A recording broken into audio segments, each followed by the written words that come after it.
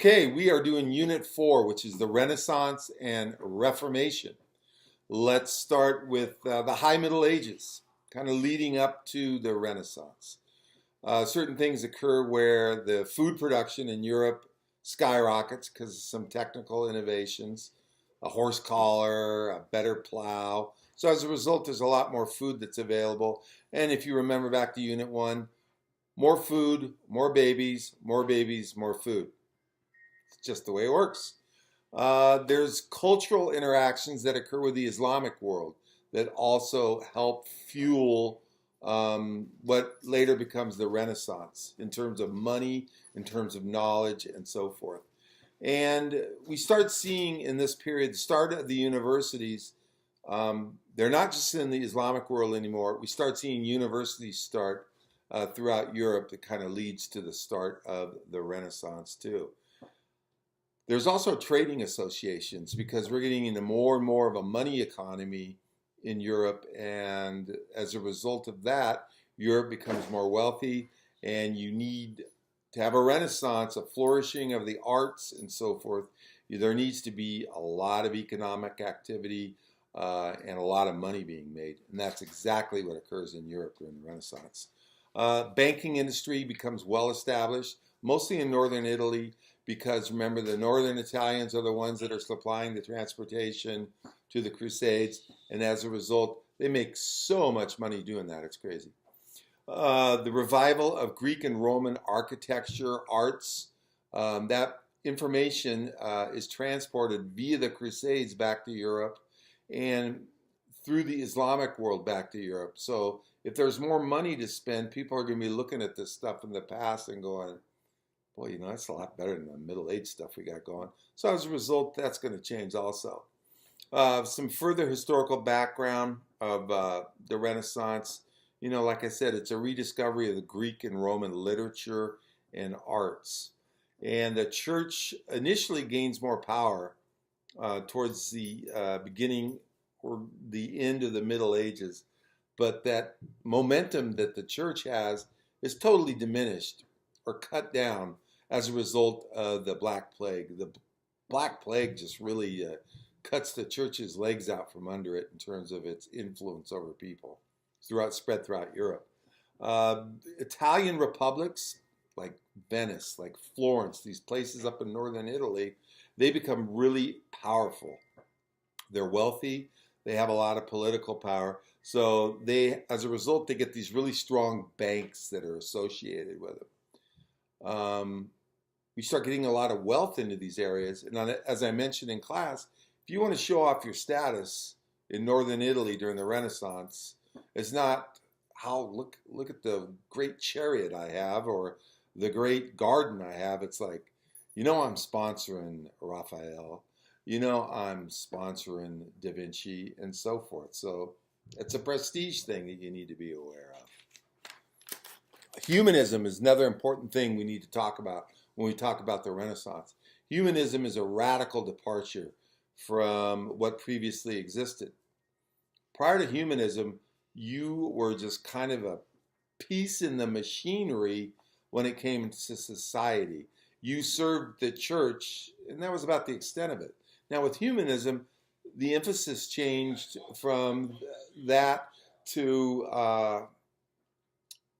how someone reaches their full potential. The individual is important, and the ability of the individual to thrive becomes very important. People got to live up to their potential is definitely a humanist value. They emphasize common human needs and seek rational, logical ways for people to attain the highest level of performance that they can. Renaissance man, I need to mention that here, is a person that's not skilled in just one thing, but skilled in many things. Poet, artist, dancer, musician, swordsman, whatever have you, they have a lot of different skills in a lot of different areas. And that's the ideal that people think cultured or a person of distinction should have. And all these concepts fit in really well with the idea of ancient Greek and Roman ideals, okay?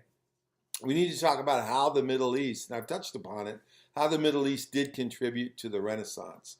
A lot of scholarly and educational heritage of the Middle East gets pumped right into the Renaissance, and that's important. They're the keepers of the Greek and the Roman ideas, body of knowledge, and they infuse that into Europe. I mentioned the university system. Let me talk about a few individual scholarly or educational pursuits that the Islamic world had a big effect on in transferring back to Europe. Mathematics, they came up with the concept of zero, which they got from India. They had the concept of zero. They start with algebra. I know a lot of your guys' favorite subject. And there is trigonometry. They do an incredible amount of work. They do square roots. They do trigonometry. So they are incredibly active in dispensing that knowledge and refining that knowledge.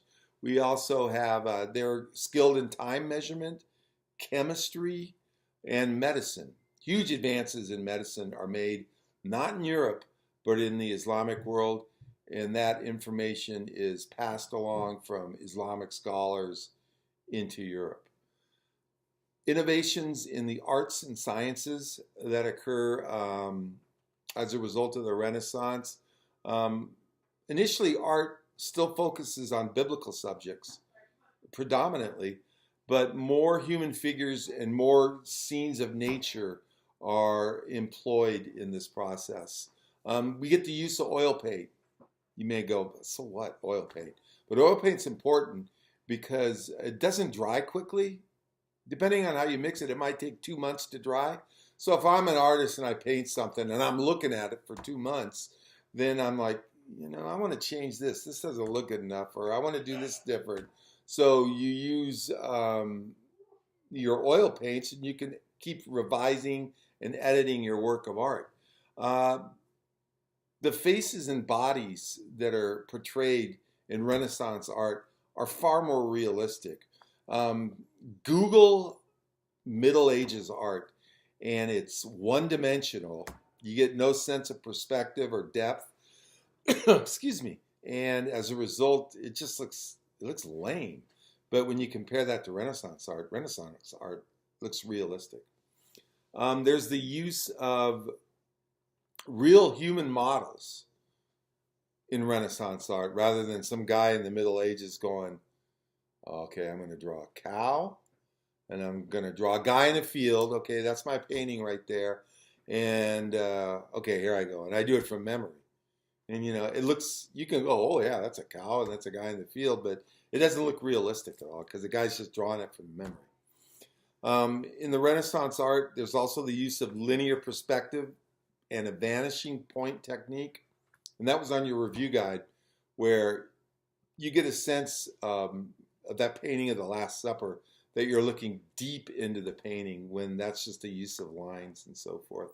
It gives paintings depth and really gives the observer, when you look at that painting of the Last Supper, that you're like there, and you can see Jesus in the middle and then the disciples arrayed next to him there.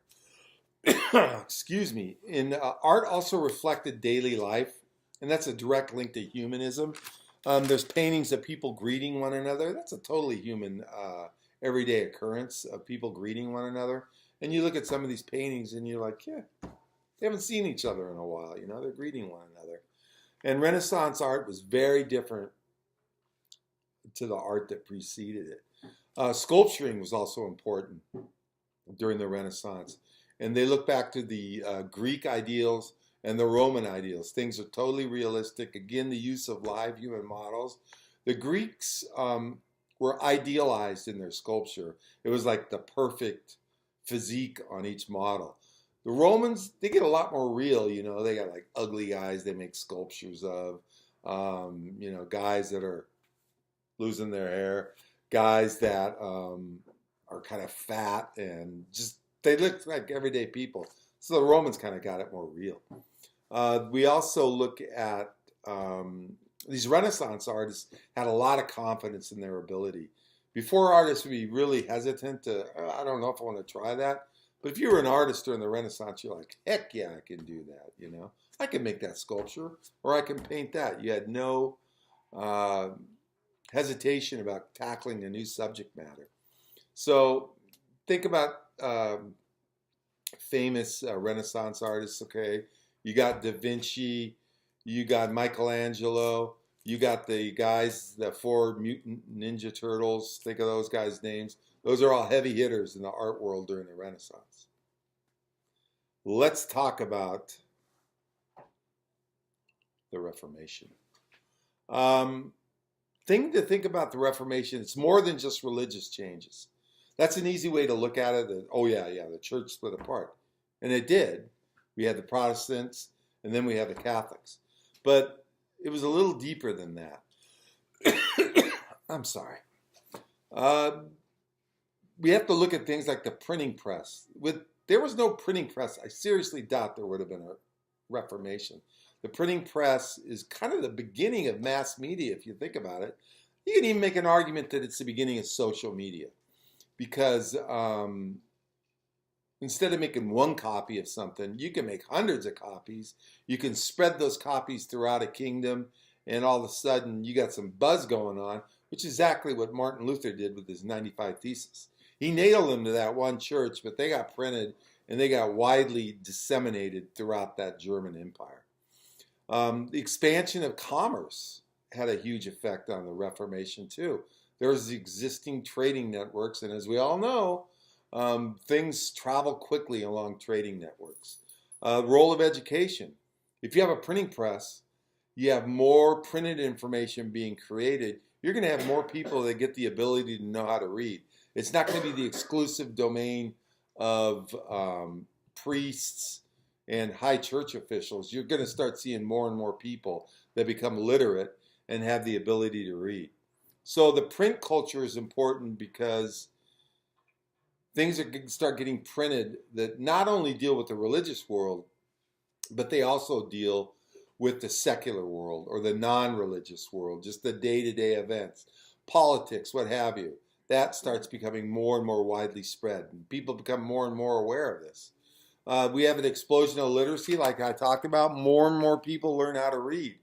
As a result of all these things that happen in the Reformation, we get a reaction, and we talk about indulgences. That's the entryway into why the Reformation happened. And as the Catholic Church splits and Luther starts Lutheranism, remember, he didn't initially think he was going to split the Roman Church. He just wanted to clean up the mess, he thought, and then the church would get back on the true path. And he had no knowledge that he was going to be tearing the faith apart.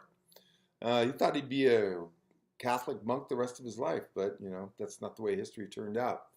So the huge changes that occur in Europe as a result of the Reformation, besides the obvious of being Europe's no longer just a Catholic area, it's Catholic and it's Protestant, is that you get a reaction to some of these practices that were in existence in the Catholic faith. You don't have as many feast days. The Protestants looked at those days as unnecessary and just money makers for the church. You also get more of a role of women in religion because the women are taken more into the Protestant faith and they can serve more of a role in the church. Women are encouraged to read the Bible, so they're going to be literate. They're encouraged to discuss the Bible, so they have to be educated in order to do that. So those are two pretty fundamental changes that occur as a result of that. And women see themselves as an intellectual force, that they hadn't before, that their ideas are valid and should be heard and written down. So as a result, the Protestant faith has this strong missionary element to it, where they're going to go out and spread as much information about various Protestant faiths, and there's a bunch of them, as we know. Protestants advocate a strong separation of the church, the religious world, and the government, which is the secular world. They don't see them as combined together. They want them separate. Okay?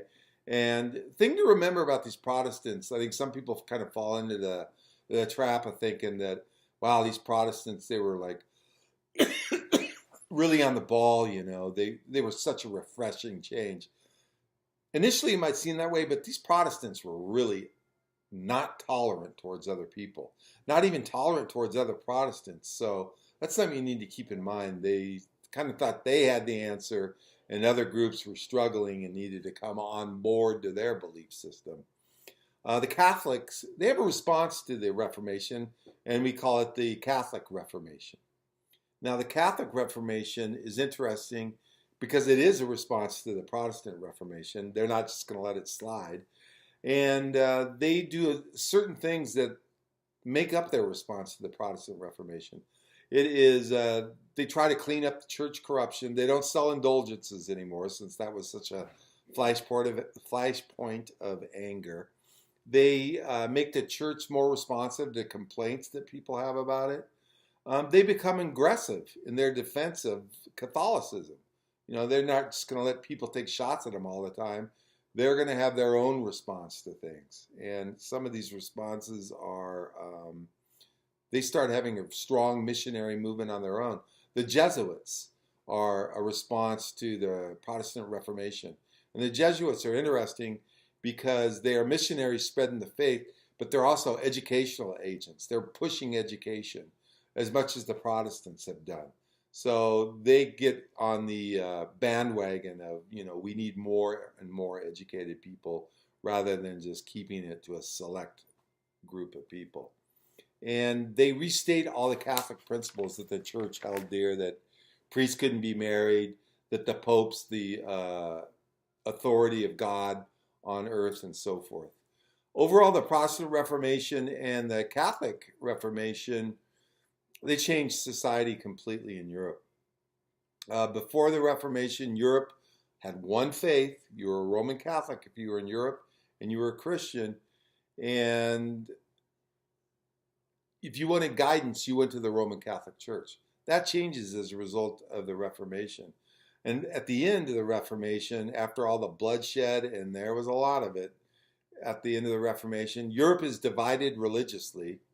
And strong monarchs, they see this as their opening. Oh, the church isn't as strong anymore. You know, we need to assert our strength and our importance throughout Europe. And that's exactly what monarchs do throughout Europe.